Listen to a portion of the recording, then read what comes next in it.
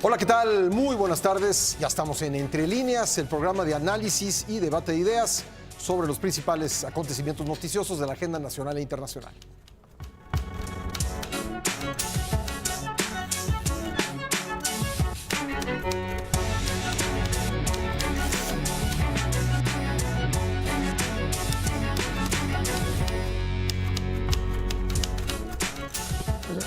Con una inversión de $8,000 millones y un tiempo de construcción que se estima en 3 años, el presidente Andrés Manuel López Obrador anunció esta semana que el proyecto de la refinería de Dos Bocas en Tabasco estará a cargo de Pemex y la Secretaría de Energía, tras de haber declarado desierta la licitación. El Ejecutivo informó que las obras se iniciarán el próximo 2 de junio y terminarán en mayo de 2022. Vamos a hablar sobre este tema, uno de los proyectos estrella del gobierno de Andrés Manuel López Obrador, con nuestros compañeros en la mesa. Saludo a Francisco Garfias. Pancho, ¿cómo estás? ¿Qué tal? Muy buenas noches. Martín Espinosa, ¿cómo estás, Martín? Muy bien, Pascal, a todos los compañeros de la mesa.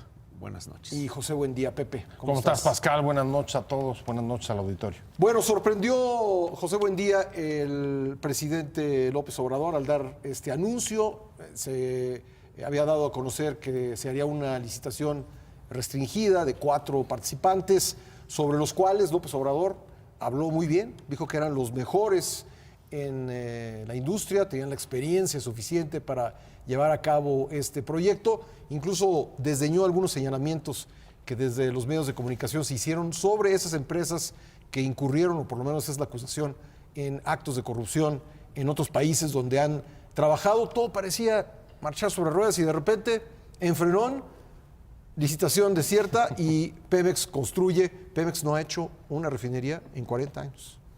Y otra vez una obra pública al centro de las controversias y los debates y las dudas sobre la forma y la capacidad de llevar a cabo una obra de esta magnitud, incluso su viabilidad. Es cierto, son empresas las que participaron que le han entrado o han construido más de 150 refinerías alrededor del mundo. Son empresas probadas, creo que buena parte de lo que se dijo sobre ellas es cierto. Y el motivo por el que no le entraron... Tanto lo bueno y lo malo.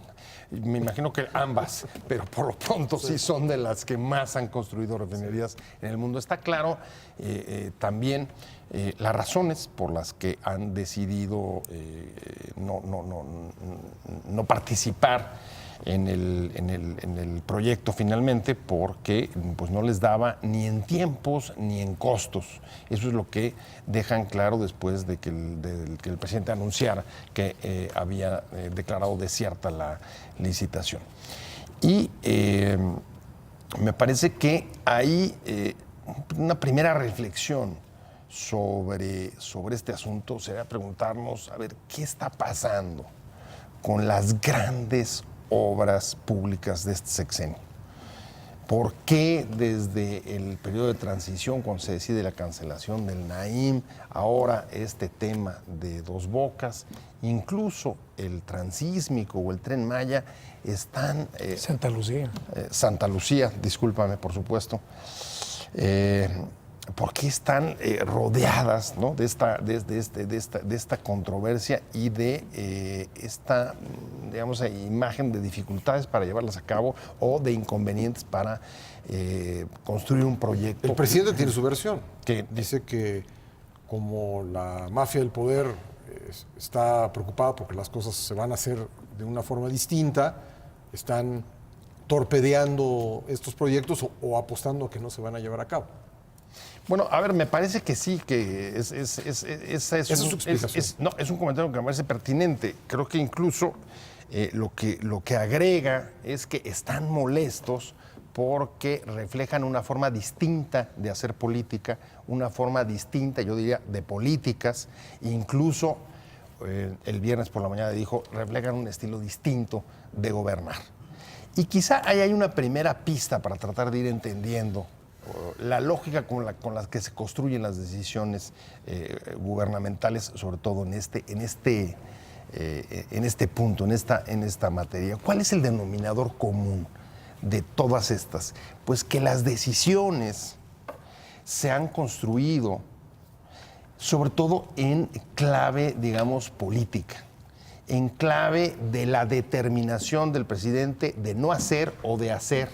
En el caso de Naim, de no hacer; en el caso de los otros, de hacer, independientemente de las críticas o las objeciones o incluso las observaciones sobre la viabilidad de los proyectos. Yo creo que está reflejando eso,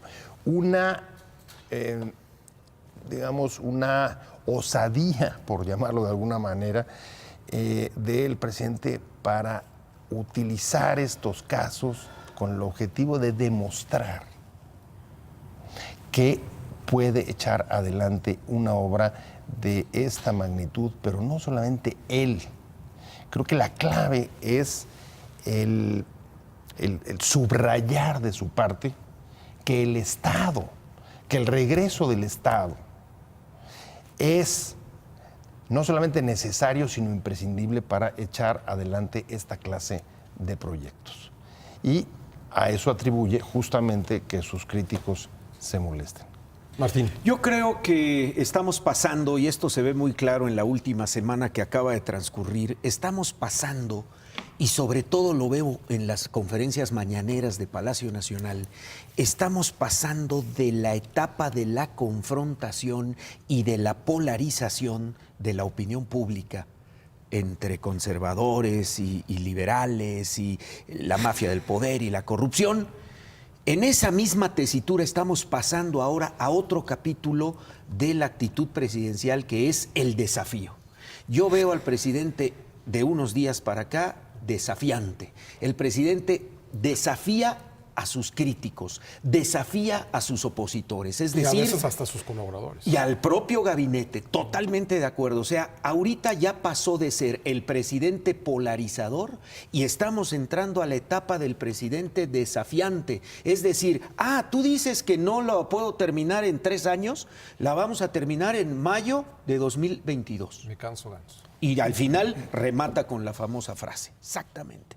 Entonces, yo ya estoy viendo ahora a un presidente en una etapa de desafiante, en una etapa de retador. Sí puedo y sí lo vamos a hacer.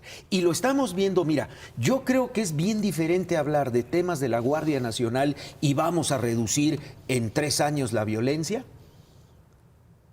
Yo creo que sí, ahí vamos, puede haber dudas, pero en el tema de cifras, en el tema de finanzas, en el tema de la economía del país, hijo, yo creo que eso ya es más grave de otras cosas que a lo mejor se miden de otra manera a cómo se mide la economía. Es decir, el desafío ya en modelos económicos, con proyectos y obras gubernamentales, como dice Pepe, ya es más complicado porque pues tenemos el ejemplo, el primero, como decía Pancho Garfias, el nuevo Aeropuerto Internacional de México, donde está comprobado que las pérdidas que ha habido del inicio del sexenio al mes de mayo han sido pérdidas importantes para la economía mexicana por no seguir el proyecto de Texcoco.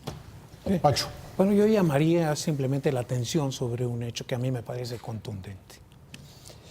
El hecho de que estas 4 empresas, las mejores del mundo, según NALE y según el propio presidente López Obrador, hayan declinado o hayan puesto ofertas muy por encima y no hayan aceptado los $8,000 millones en los que cotizó Andrés y los 3 años de plazo para terminarla, debe de ponernos a pensar que es un reto pues prácticamente imposible.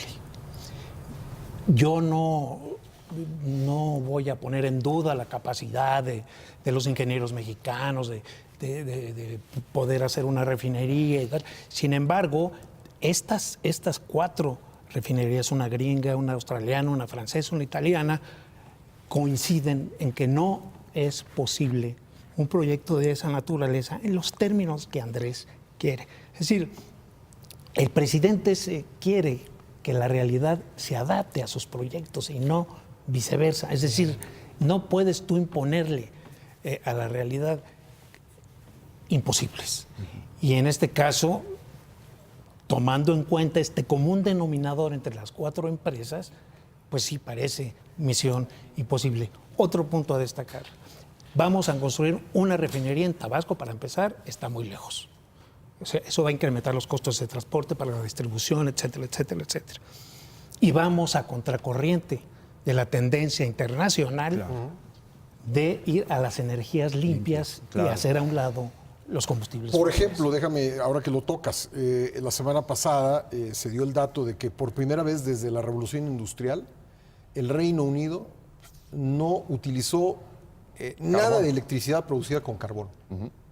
O sea, allá van viento en popa las energías renovables, significaron el 11% en 2011 y significaron el 28% en el 2017. Vamos, como dice Pancho, a contracorriente. Vamos a contracorriente. Él dice que que tendrá una capacidad para producir 300,000 barriles diarios. México consume 800,000, él ya sacó sus cuentas, y dice también que para el 2022 vamos a ser autosuficientes en la producción de gasolina que se Incluso consume. en campaña lo prometió. Fue. Es decir, realmente, pues sí, hablar es muy fácil, pero a ver, ahorita no podemos decir y afirmar contundentemente porque no hemos llegado al 22, pero por lo que delinean estas empresas, no es fácil, no es un reto fácil.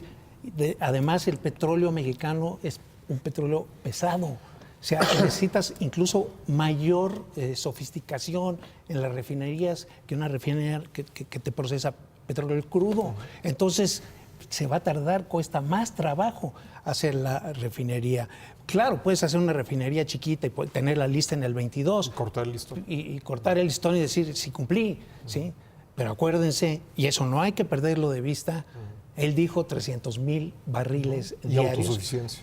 Dijo un poco más, 340, 350, por ahí, ¿sí?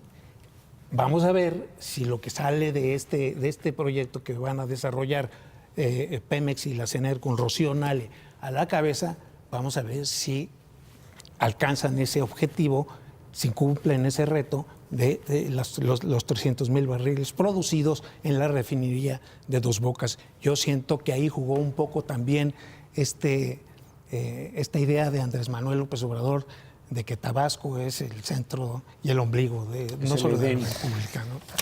Yo quiero retomar esto que dice Pancho del reto. A ver, yo creo que el reto no solamente es el tema de si van a lograr producir tantos barriles de petróleo, si van a tenerla en tanto tiempo. Yo creo que es un reto, o la pregunta de fondo sobre este reto me parece que es todavía más profunda. Y es si es posible el regreso del Estado para por sí mismo aventar para adelante proyectos tan importantes. Ahí diferiría un poco de lo que decía Martín sobre el cambio del presidente al desafiante. Yo creo que hay una consistencia y es esta pregunta de fondo que estoy poniendo sobre la mesa. Si vemos hacia atrás lo que ha pasado con las grandes obras que tenemos, el aeropuerto de Texcoco, ¿qué pasó con el Naim? Bueno, pues la desconfianza hacia los contratistas y las denuncias de corrupción lo llevan a cancelarlo.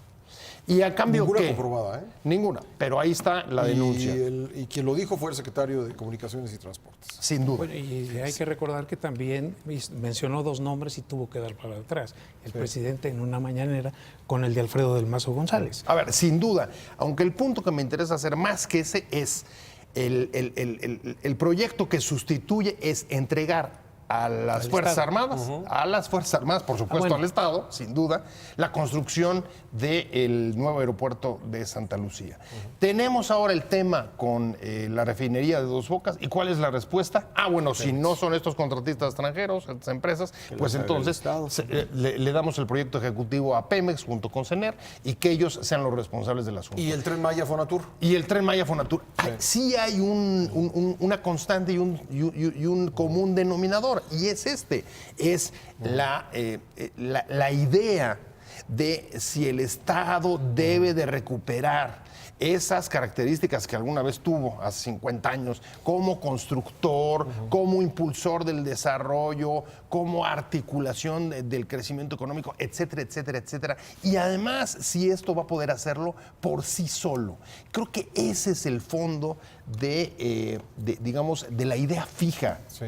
que persigue en buena parte de los proyectos que está impulsando. Yo no pondría en duda la capacidad de Pemex por algún tipo de malinchismo. Simplemente quiero referirme a datos duros. Y el primer dato duro al que quiero referirme, el viernes entrevisté en la radio a Jesús Reyes Heroles, quien como director de Pemex se encargó del proyecto de refinería que se iba a construir en Tula. Entonces él me decía, cuando estábamos con este proyecto, juntamos a todos los especialistas de Pemex que supieran algo para construir la refinería. Y juntamos 50.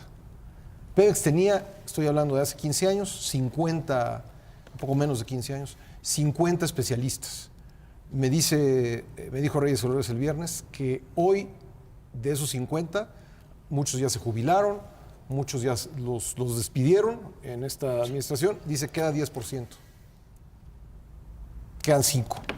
Entonces, pues ¿dónde están los expertos que van a construir esto? Bueno, y aún así vimos una entrevista durante la semana de Rocío Nale después del anuncio de Dos Bocas, en la que dice, esta es la oportunidad para la recuperación de la ingeniería petrolera mexicana. ¿Pero con quién? Ahí está un poco Y de la lo que respuesta a tu dices, comentario. Pepe, a mí me surge otro fenómeno que no, a mi juicio, es muy perjudicial para la economía de este país. El aeropuerto de los militares. ¿Sí? Fonatur, el Tren Maya. Dos Bocas, Pemex y la CENER. ¿En dónde se retratan los empresarios? Bueno, Aquí el problema, sí. el problema es que no puedes prescindir de los empresarios. No estoy haciendo una defensa del neoliberalismo de esos 36 años a los Ni que eres culpo de conservador. todo, ni soy conservador, ni nada.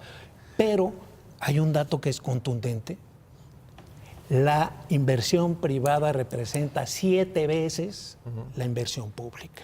Y con todo lo que se ha venido haciendo, con las decisiones que se han tomado, la inversión privada está prácticamente parada. Nadie quiere arriesgar, nadie tiene certeza jurídica.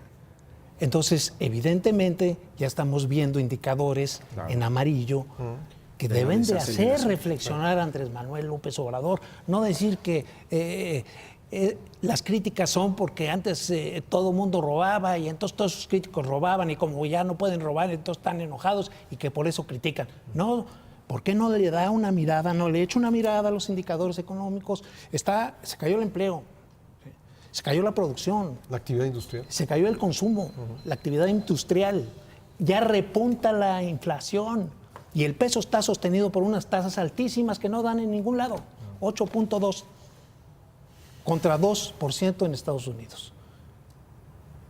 Pero si hay, por estas circunstancias, una degradación, otra degradación en la calificación de los bonos de Pemex, no te platico a dónde va a ir a dar el peso.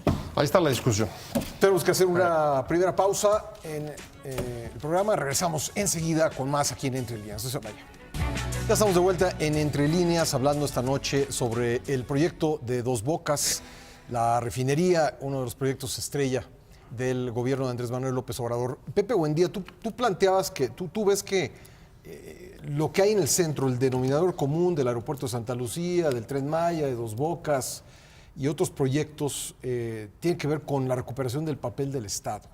La osadía, tú decías, el desafío, decía Martín, de poner nuevamente al Estado como factor preponderante en la economía. Y decía Pancho Garfias, no da, es 7 veces mayor la inversión privada que la pública, y poner al Estado en el centro lo que ha propiciado, dice Pancho, es que se frene la inversión privada. Sí, bueno, a ver, creo que sí Bueno, es... además, sí. ya tenemos un primer aviso serio. La contracción 0.2% de la economía en el primer trimestre. Si vuelve a repetirse en el segundo trimestre, estamos en recesión. Exactamente. Creo que hay un segundo factor común en casi todas estas decisiones, como lo mencionaba Pancho hace rato, y es, además de esta idea de recuperar el papel del Estado, como palanca o como el gran promotor, el motor de toda esta clase de obras, hay una desconfianza hacia los contratistas que se repite en cada uno de los proyectos que hemos visto, independientemente de la suerte que hayan tenido. La verdad es que ahí me parece que tiene un punto López Obrador, después de la experiencia que tuvimos en el gobierno de Peña, con más de 10 escándalos de las pocas obras importantes que se hicieron, que involucraron pues, situaciones de sobornos y de chantajes, de obras con los precios inflados. Estoy pensando en OHL, estoy pensando en Niga, estoy pensando en Odebrecht y etcétera.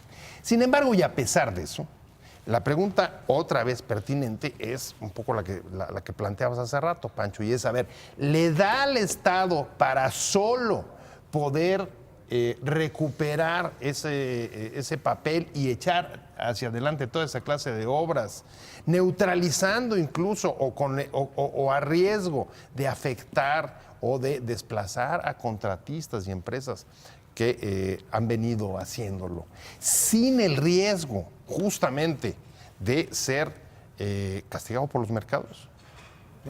Me parece que esa es la pregunta que tiene que estarse haciendo el presidente en este momento. Es una pelea que Andrés Manuel López Obrador no le va a ganar a los mercados financieros. Haga lo que haga. Estamos inmersos en un circuito de países globalizados que hacen comercio, que hacen... No puedes volver un poco a la autosuficiencia como él pretende, por ejemplo, en el caso de los energéticos y decir, bueno, ahora nosotros vamos a producir todo lo que consumimos y suspender, por ejemplo, la apertura que venía dándose hacia la iniciativa privada en relación al petróleo. El petróleo que, bueno, todos sabemos que para muchos mexicanos, me incluyo, fue una religión del 38, fue un acto heroico de México frente a las transnacionales que estaban expoliando el país. Sí, estoy de acuerdo. No vienen aquí a hacer caridad, vienen a hacer negocio, claro, a ganar dinero. Pero el mundo global funciona así. Tú no puedes aislarte de todo el circuito capitalista que hace funcionar este país, a riesgo de que ese modelo estatista al que hace alusión Pepe quede otra vez instalado, y lo hemos visto. Dime tú una economía con esas características que esté funcionando. No, ninguna. ¿La venezolana? ¿La bolivariana? ¿La boliviana? No. ¿La cubana? Ninguna funciona. Y la China... Y tampoco funcionó en México, porque de repente la historia que se cuenta del neoliberalismo es que las privatizaciones vinieron a sustituir a un modelo estatista que funcionaba. Y eso es absolutamente falso. O sea, el modelo estatista de los años 70, 80, los 12 años de Echeverría y López Portillo llevó al país a la crisis, a la bancarrota. Y por eso fue necesario vender las empresas, 2,000 empresas paraestatales. El Estado era dueño hasta del Atlante, no sé si te acuerdas. Sí, bueno, creo que hasta de un cabaret, ¿no? Era dueño el bicicletas, ¿no? Fábrica de bicicletas, claro, la CTM.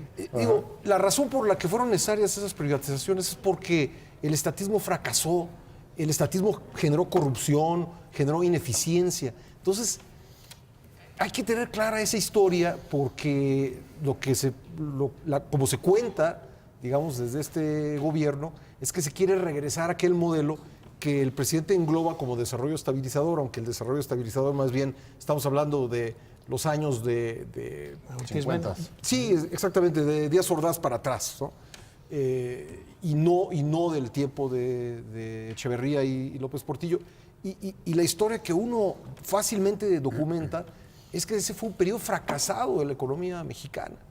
Digo, como en todos los periodos se pueden encontrar algunas cosas que funcionaban bien, pero en general ese modelo fracasó y por eso tuvo que ser sustituido por uno al que le llamaron neoliberal. A mí lo que me preocupa es que después del petróleo no hay otra industria de la cual la economía mexicana puede echar mano para crecer en los próximos años. ¿Cómo no? ¿Cuál? El turismo, por ejemplo, está dejando más divisas que Pero petróleo. volvemos a lo mismo, Pancho. Se radicó la estrategia que se venía aplicando. No, es que porque dijiste, no hay ninguna actividad que dejes. No, sí No, hay. o sea, lo que no dices hay... es que solo están apostando al petróleo y No nada estoy más. viendo otra estrategia económica.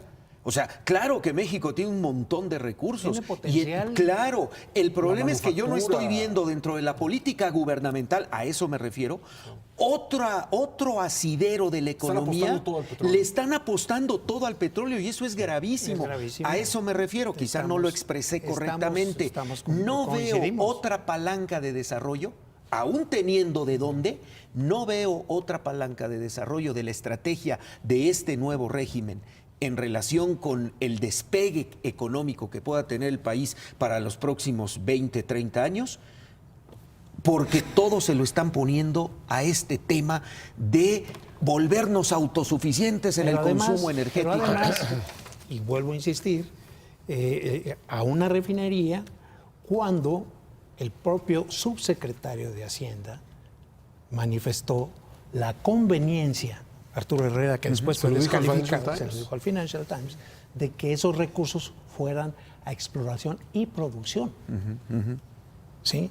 Es el camino que debería seguir y no la construcción de una refinería que verdaderamente a estas alturas pues parece un proyecto viejo, rebasado, que cuando ya sea una realidad Ya no te va a servir tener no va a tener esa utilidad. que estaciones dice, de gasolina en claro. tu A ver, país. buen día. A ver, yo creo que ahí sí, en efecto, buena parte de la pregunta es saber, ¿y es viable regresar, retomando lo que ponía sobre la mesa de aquellas épocas del estatismo, del desarrollo estabilizado, ¿es viable pensar en el regreso del Estado Yo en pienso que términos ningún de regreso esa es vuelta? viable.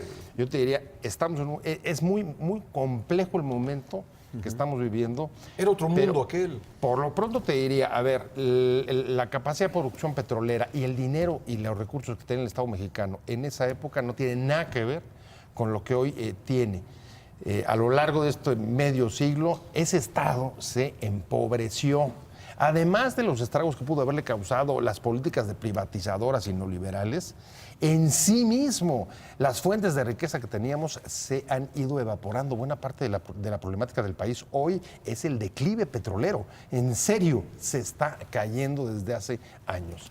Ahora, también hay que decir que es un momento complejo porque el neoliberalismo de los últimos 30 años tampoco fue un éxito.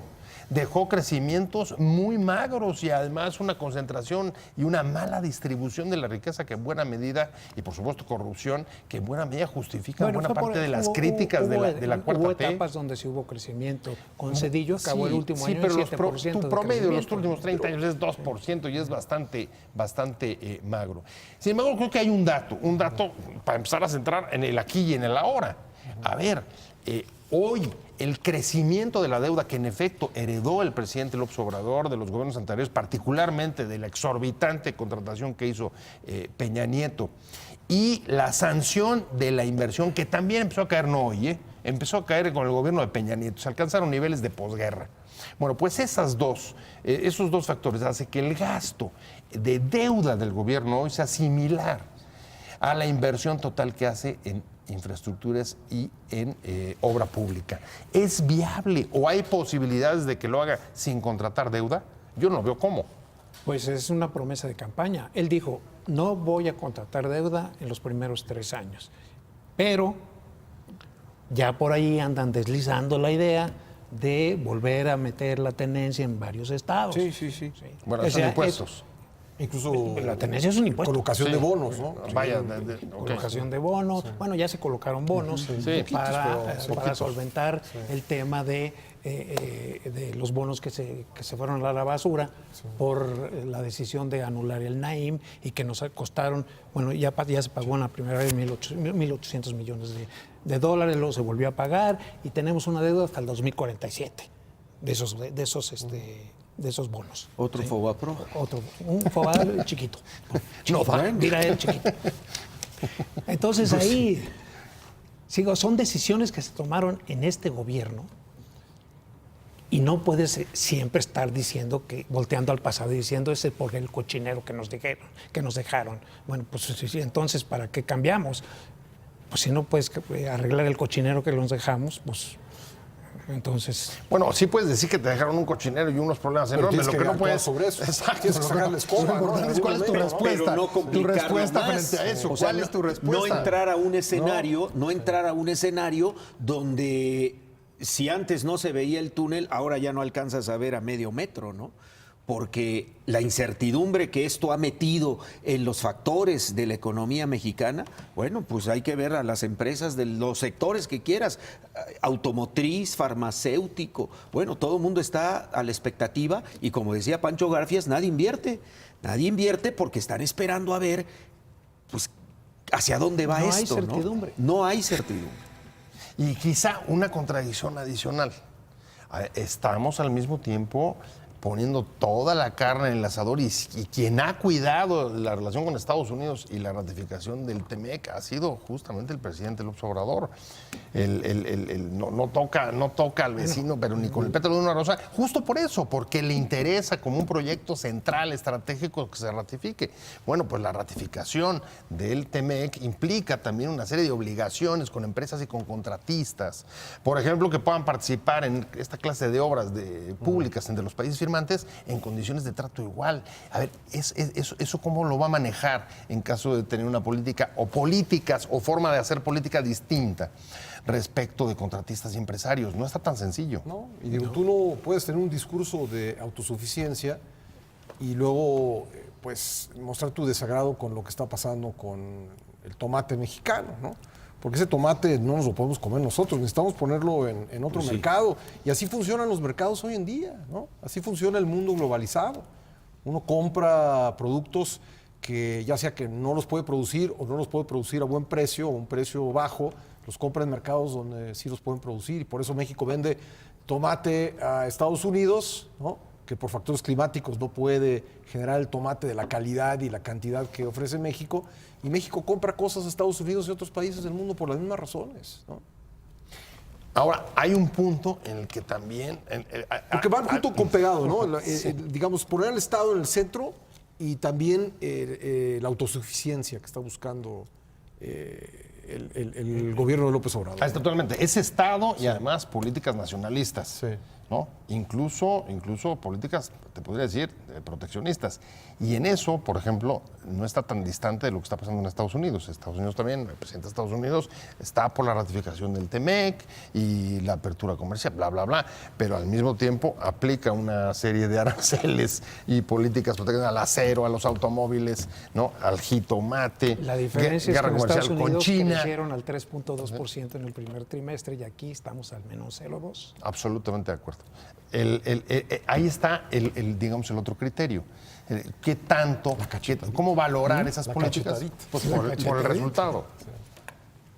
Sí. Bueno, pues el panorama sigue siendo pues cada vez más incierto que como arrancamos el año pasado. Yo recuerdo que en la parte política decíamos, bueno, pues hay un cambio total de formas de hacer las cosas, pero creo que jugar ya con la economía es jugar con fuego, porque vas a acabar quemándote y lamentablemente vamos a perder años quizá que se ganaron en cuanto al combate a la inflación, en cuanto al combate a la misma pobreza, porque pues todas las grandes cifras macroeconómicas al final del día impactan en esa población. Fíjense la contradicción del presidente, en esa población que él dice defender, ¿no? Que él dice preocuparse por ella, que él dice hay que dar políticas para los que menos tienen, no puede haber gobierno rico con pueblo pobre. Bueno, pues lo que vamos a ver es que va a haber un gobierno pobre, pues con un pueblo más pobre. Exactamente. Es muy encomiable que haya volteado hacia los olvidados. Totalmente. Se les ha ayudado como nunca. Ayer tuve una plática con Gustavo Madero, el senador del PAN, el presidente de la Comisión de Economía. Él lleva cuantificado cuánta gente se ha beneficiado de estos programas asistenciales del presidente habla de López 14 Obrador. millones, ¿no? Sí. No, él dice... él dice que son 20 millones que reciben entre 800 y 8,000 pesos mensuales, ¿sí? Y que ya son 20 millones, ¿sí? Y que el programa, el costo, tendrá un costo de 300,000 millones 20 pesos al final, ¿no? Lo lleva a ver, ¿cómo si se nos viene? Ojalá y no, porque todos perdemos, ¿eh? Pues Si claro. se nos viene una crisis, ¿sí? ¿De dónde va a sacar? ¿No? Pues, para sí, si se frena la actividad abastecer? económica, no hay recaudación suficiente para Y generar esos caemos en ingresos. el círculo Para vicioso. sostenerlo. No hay producción, no hay empleo. No hay empleo, hay Es que la estrategia debería ser al revés, Pancho. La estrategia debería ser al revés. Mientras menos gente dependa de los apoyos directos del gobierno, quiere decir que una gran mayoría ya está logrando salir, pero no por la dádiva, no por el dinero que se entrega en efectivo regalado sin ninguna retribución para el Estado. Esta semana dijo que él quiere, su objetivo es que 1 de cada 2 hogares mexicanos tenga un programa social. Sí. Y que 100% de los hogares indígenas, lo dijo. 1 de cada 2 hogares. O sea, eso, como dice Pancho, eso cuesta mucho dinero. Doblar todavía, hay que doblar esta cantidad de personas. O sea, tendríamos que llegar más o menos, sí, 40, 45 millones. Por ahí, yo creo, ¿no? Habría que hacerle números, pero... Entonces, pero sí. yo sí siento, y hoy lo decía Monreal en la reunión que tuvo con los empresarios, que tiene que haber más interlocución con los empresarios. No tienen los empresarios un interlocutor válido frente al presidente. No lo tienen, ni siquiera frente al Congreso. Entonces, necesitan hacer sinergia, Estado e iniciativa privada, y dejar de decir, perdóname, todos los días minoría rapaz y todo ese tipo de cosas. Pues yo creo que eso no fomenta la confianza de los empresarios, ¿no? Entonces, él mismo se está disparando en el pie con ese tipo de comentarios. Está presentándolos como si fueran enemigos, como si fueran los adversarios de México, como si fueran, cuando en realidad el empresario, y mira que de veras no soy neoliberal, e incluso vuelvo a repetir, Ya hasta es admirable lo socialdemócrata estás que volviendo. hace con voltear primero a los pobres, pues, ¿no? Pero también soy realista y sé en dónde estamos viviendo. Me tocó la experiencia en Francia con Mitterrand. Mitterrand era un presidente socialista, pero que entendió en dónde estaba Francia. Entonces, evidentemente, no hubo esas nacionalizaciones de las que se hablaba, de que iba a nacionalizar hasta las vacas, ¿no? Llegó a decirse. Entonces, eso cambió y Francia fue un país, en los 14 años que estuvo Mitterrand en el poder, en auge. Hoy están en graves problemas. Vamos a una nueva pausa, regresamos enseguida con la parte final de esta discusión. No se vayan. Ya estamos de vuelta en Entre Líneas, hablando el día de hoy sobre el proyecto de Dos Bocas. Martín, para ir cerrando nuestra discusión, creo que tenemos que poner sobre la mesa que este proyecto arranca el 2 de junio, Sí, menos de un pero mes. todavía no hay, por lo menos públicamente conocido, un proyecto ejecutivo, un estudio, de los tantos estudios que se necesitan. Una aclaración. Sí hay un estudio, sí lo hubo. Y lo echaron para atrás, el del lo el de- declararon inviable. el del y al que Instituto lo hizo, Mexicano lo del publicó. Petróleo. Bueno, sí, el del Instituto Mexicano del Petróleo, sí. El que hizo ese, declarando claro. inviable el aeropuerto, lo corrieron. Sí, claro. La refinería. Sí, el proyecto que declaró El proyecto de inviable. Dos Bocas. Dos Bocas. Dos Dos Bocas. Bocas, sí. Sí, bueno, retomando algo de lo que hemos dicho al principio de la mesa, efectivamente volvemos a toparnos con estas grandes obras del sexenio que no acaban de cuajar precisamente porque no tienen un sustento de ingeniería, no tienen un sustento en números, no tienen un sustento en cuanto a la obra en sí misma, ¿no?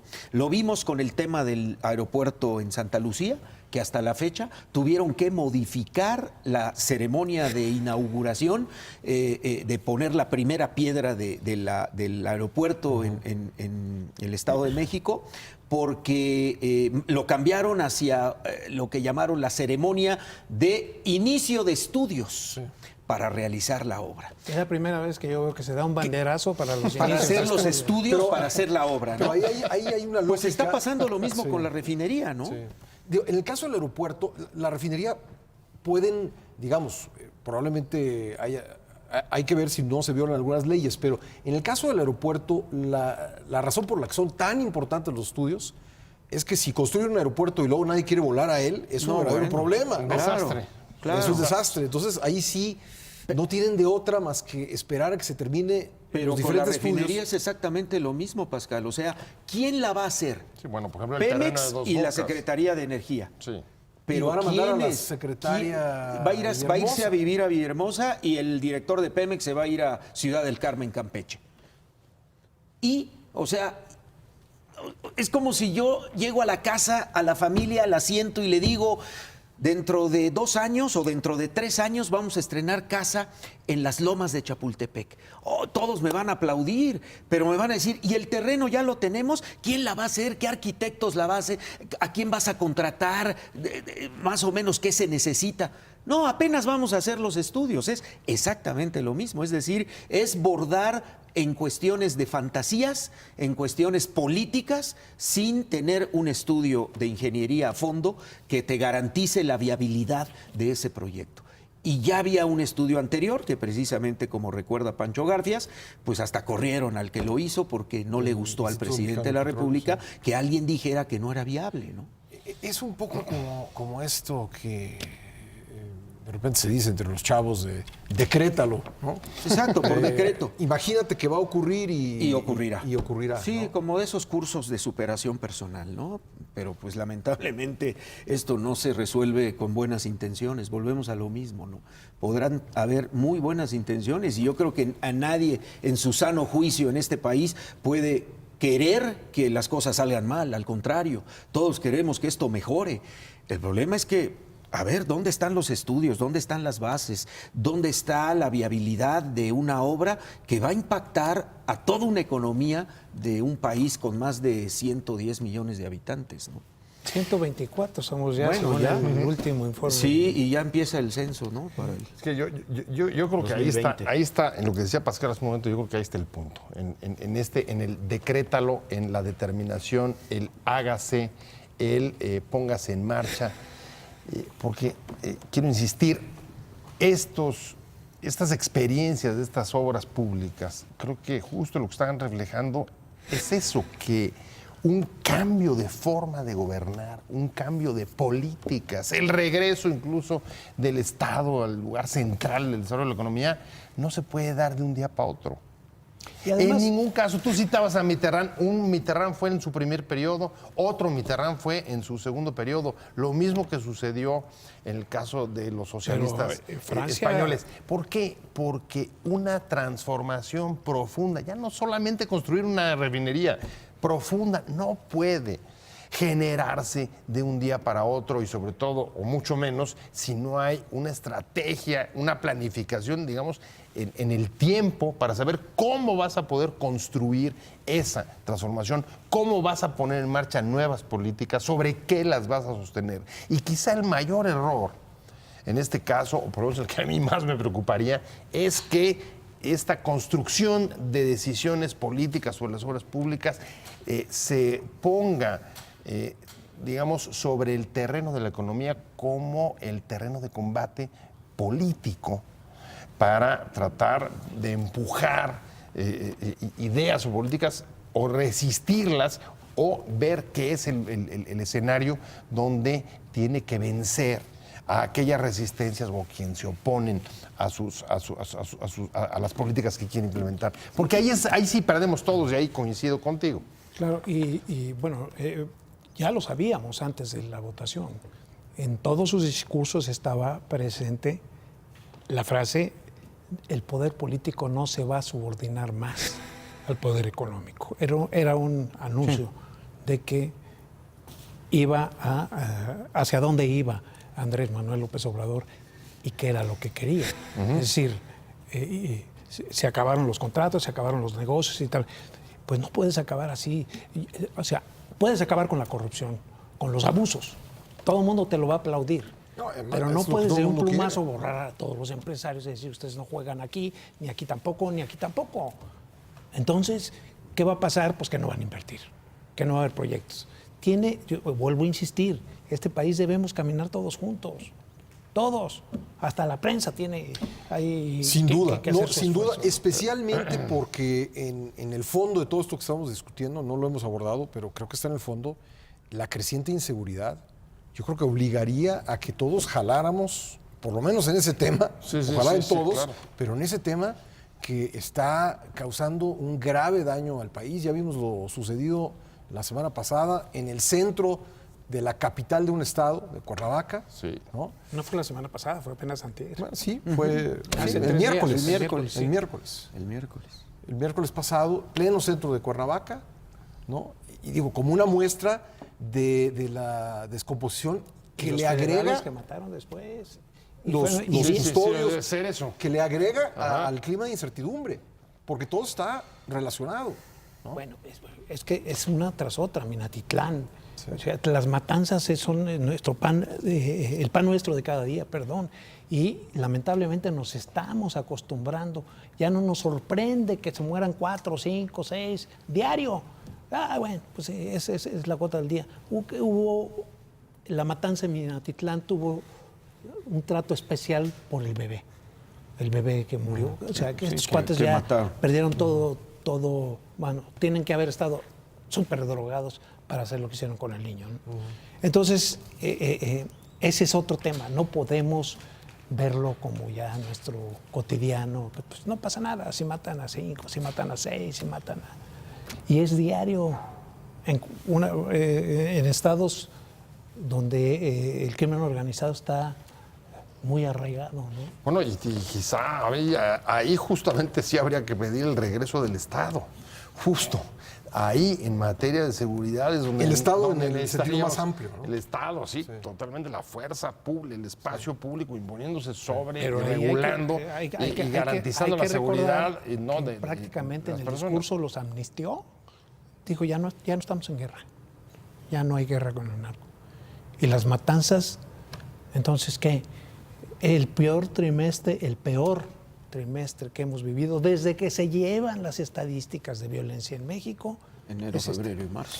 Y una muestra clara, digamos, de la gran debilidad del Estado. Otro punto más para, digamos, reflexionar sobre cómo dar este cambio tan grande. Tú lo decías, para separar el poder económico y político. Bueno, eso me parece que en algunas partes es positivo. Ahí tiene que haber No, una sí, mayor claro. autonomía del poder público respecto a los y empresarios. menos Pero, cochupos. ojo, Bueno, sí, eso todo el mundo lo sí, reprueba, pues. pero ojo, digo, si eso lo pensáramos incluso en clave de la separación de la Iglesia y Estado del 19, como en algún momento pareciera que lo cree, con esa voluntad, eso no se hace de un día para otro y no lo lograron las leyes de reforma. Fue un proceso histórico de mucho mayor calado y de mucho mayor tiempo y justo regresar a esa separación actual. Pues Es que no se puede producir el grave así. problema, si lo reflexionamos, grave problema de la economía no fue el neoliberalismo, fue el capitalismo de cuates que se instaló en este país. Es decir, no eran las Tal cual. políticas económicas aperturistas, ¿no? Liberales, las que generaron problemas como la corrupción, como el gasto Sobreprecio. excesivo, el sobreprecio. Eso fue el capitalismo de cuates que se vivió en los últimos 4, 5, 6 sexenios, ¿no? A lo mejor hasta más para atrás. Sí, totalmente de acuerdo. Y el grave problema es que el equipo que acompaña al presidente, pues hasta ahorita no ha dado muestras de estar a la altura del reto. A mí sí eso me preocupa. Yo pongo como ejemplo a la luz de una balacera que hubo en la semana en CEU, otra vez, una balacera más en Ciudad Universitaria de la Ciudad de México. Le preguntan a la procuradora de la Ciudad de México, la procuradora de Justicia Ernestina Godoy, bueno, ¿qué pasó ahora en Ciudad Universitaria? Y ella, muy desfachatada, dice, bueno, pues es que un comerciante de alimentos se peleó con otro vendedor que lo quería extorsionar y creo que se cansó de que lo extorsionaran. Uf. O sea, si con esa actitud vamos a enfrentar la autoridad, los problemas que nos están aquejando en materia de violencia, producto de todo este deterioro que hemos visto en las últimas décadas en el país, bueno, pues entonces difícilmente vamos a encontrar una solución verdaderamente de fondo a todos estos problemas que no son de diciembre para acá, ¿eh?